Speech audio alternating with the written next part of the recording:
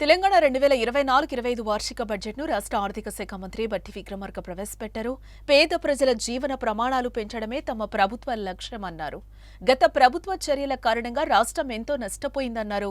అన్ని వర్గాల సంక్షేమమే లక్ష్యంగా తమ ప్రభుత్వం ముందుకెళ్తోందని, బట్టి గత ప్రభుత్వ నిర్ణయాలతో తెలంగాణ రైతాంగం ఎంతో నష్టపోయిందని, రైతు సాధికారత దిశగా తమ ప్రభుత్వం కృషి చేస్తోందని అన్నారు. తెలంగాణ సమగ్ర అభివృద్ధి లక్ష్యంగా ప్రభుత్వం పనిచేస్తోందని చెప్పారు. తమది మాటల ప్రభుత్వం కాదని, చేతల ప్రభుత్వమని తక్కువ కాలంలోనే నిరూపించామని బట్టి విక్రమార్క తన ప్రసంగంలో తెలిపారు.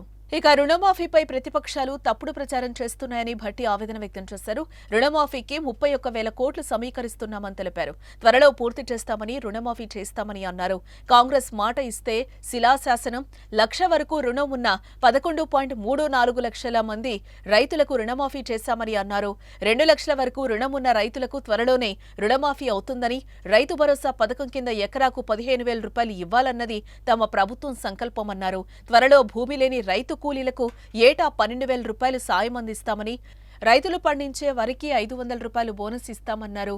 అందులో భాగంగానే మొత్తం వ్యవసాయ రంగానికి 72,659 కోట్లు ఖర్చు చేస్తున్నట్లుగా బట్టి తెలిపారు. మా ప్రభుత్వం అర్హులైన రైతులకు మాత్రమే లబ్ధి చేకూరేలాగా రైతు బంధు పథకం స్థానే రైతు భరోసాను తీసుకొచ్చింది. ఈ పథకం ద్వారా అర్హులైన రైతులకు ఏటా ఎకరానికి 15,000 రూపాయలు చెల్లించాలన్నది మా ప్రభుత్వ సంకల్పం. దీని అమలుకు విధి విధానాలు చర్చించి నిర్ణయించడానికి ఒక కేబినెట్ సబ్ కమిటీ ఏర్పాటు చేశాం. ఈ కమిటీ పలు జిల్లాల్లో పర్యటించి ఆ ప్రాంత రైతుల్ని, వ్యవసాయ రంగ నిపుణుల్ని, మేధావుల్ని సంప్రదించి వారి అభిప్రాయాలను సేకరించింది.